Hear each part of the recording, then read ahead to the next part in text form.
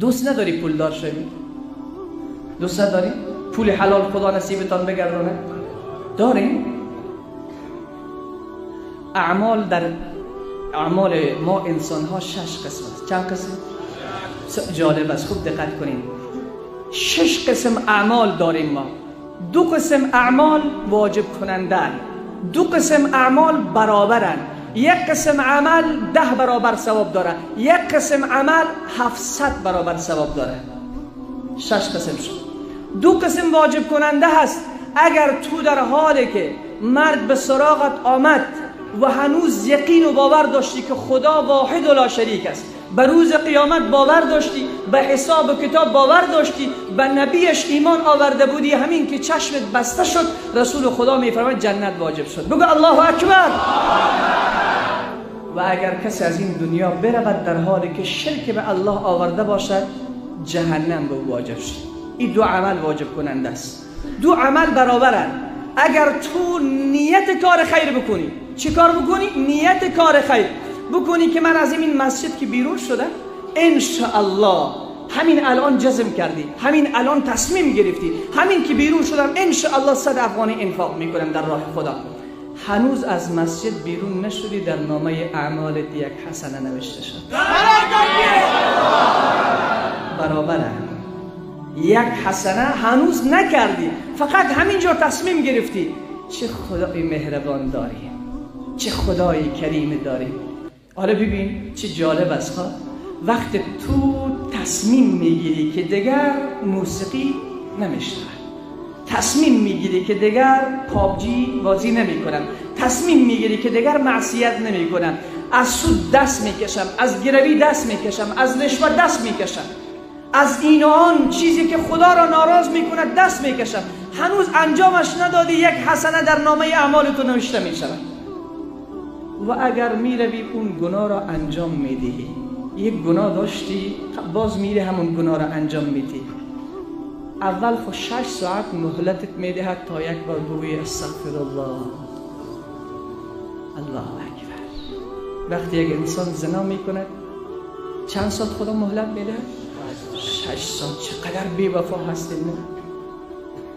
وقتی دروغ میگی چند ساعت مهلت داری؟ هر گناهی که انجام میدی 6 ساعت مهلت میدهد. به فرشته دست چپ گفته میشود نوشته نکن. شاید ساعت دوم بنده هم توبه کند، شاید ساعت سوم توبه کند، ساعت 4 توبه کند. 6 ساعت برای تو مهلت داده میشود. بعد از 6 ساعت که نکردی نوشته میشود این بدبخت 1 گناه کرده است. در برابر 1 گناه تو در نامه اعمال تو 1 گناه نوشته میشود. هر گناه بزرگی که انجام دادی. این 2 تا برابر هستند. اگر کار حسنه را، کار نیک را تصمیم گرفتی هنوز نکردی 1 حسنه، اگر کار بد را انجام دادی 1 گناه برابر است. یکیش پنجمش 1 بر 10 ثواب است. از اینجا بیرون شدیدم روی سرک 1 دانه سنگ دیدی، اونم سنگ از جای برداشتی خواستی که بیرون از سرک بیاندازی مبادا مسلمان اذیت شود، 10 حسنه نوشته شده در نامه اعمالت. چند تا؟ 10 حسنه. سلام داد یک مسلمان، السلام علیکم و رحمت الله و برکاته، چند حسنه نوشته شده؟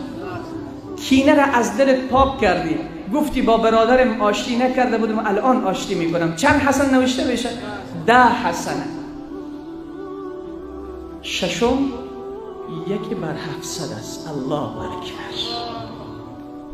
آیا در دنیا شرکت را سراغ داری که 1 بر 700 به تو فایده بدهد؟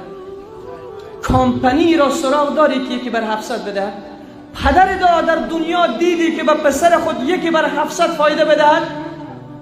تاجر را دیدی که با تو معامله بکند 1 بر 700 فایده بدهد؟ فقط 1 ذات است که کارا میتونه. با آواز بلند بنده ام، الله میفرماید اگر 1 روپیه در راه من صدقه دادی، 1 یتیم را بر لبش خندان آوردی، خنده آوردی، 700 در برابرش میدهم. در برابرش 700 میدهم. چه معامله عجیبه. 1 بر 700.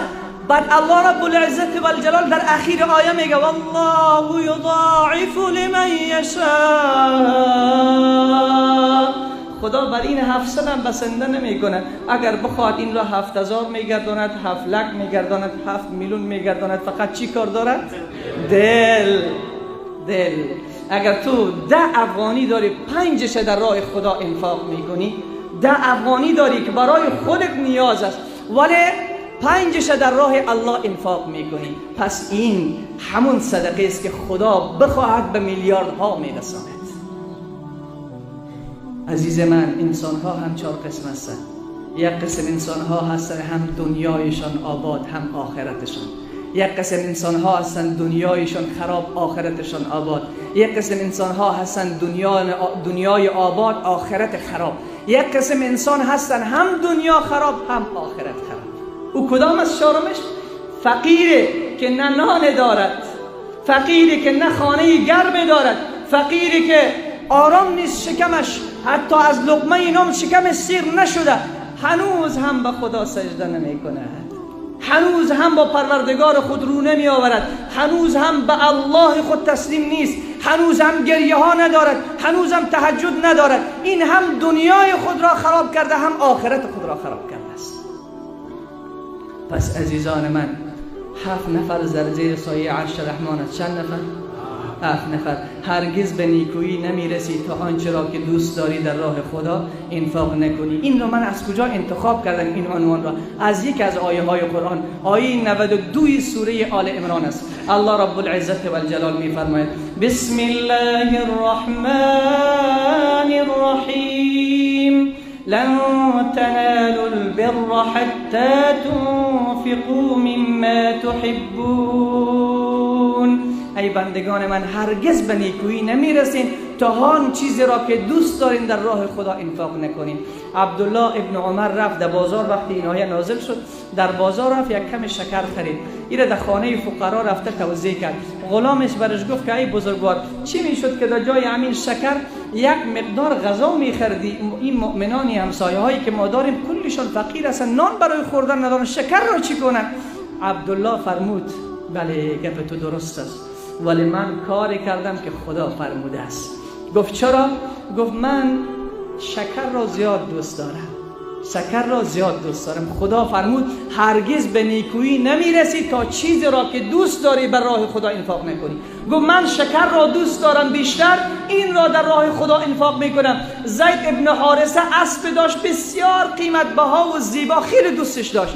اسب از لجامش گرفت آمد به محضر حضرت رسول صلی الله علیه و سلم، عرض کرد یا رسول الله، خدا گفته محبوب ترین مال خود را در راه خدا انفاق کنیم. من همین اسب را از کل زندگی خود دوست دارم، این را در راه خدا بخشیدم، این را در راه خدا بخشیدم. حالا ما پسمانده غذای خود را آماده نیستیم که به همسایه خود بدهیم.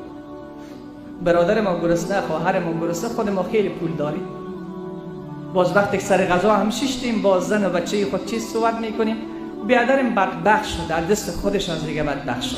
خوب شد که تو شد، دیدی که ما هم چیزی نداشتیم، خدا به ما رحم کرد، برادر من بدبخت کرد. نه عزیز من، خوشحال نشو به بدبختی برادرت، خوشحال نشو به فقیر شدن همسایت، خوشحال نشو به غم برادر مسلمانت. چرا؟